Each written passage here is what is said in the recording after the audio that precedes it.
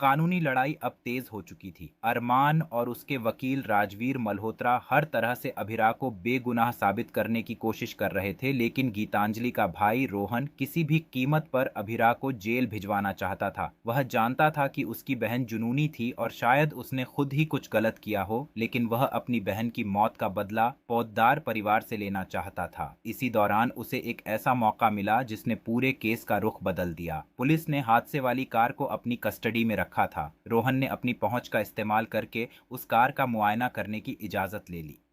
Car की छानबीन करते हुए उसे गीतांजलि की सीट के पास दरवाजे के हैंडल पर एक टूटा हुआ कंगन फंसा हुआ मिला।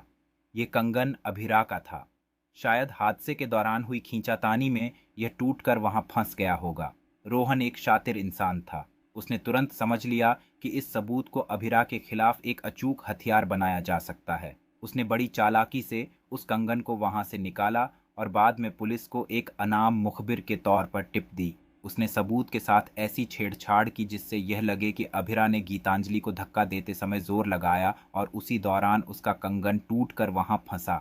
जब पुलिस ने दोबारा कार की तलाशी ली तो उन्हें वह टूटा हुआ कंगन मिला। फोरेंसिक जांच में उस पर अभिरा के फिंगरप्रिंट्स की पुष्टि हो गई। इसके अलावा गीतांजलि की सीट के पास और दरवाजे पर भी अभिरा के ही फिंगरप्रिंट्स पाए गए, जो इस थ्योरी को और मजबूत कर रहे थे कि धक्का मुक्की हुई थी।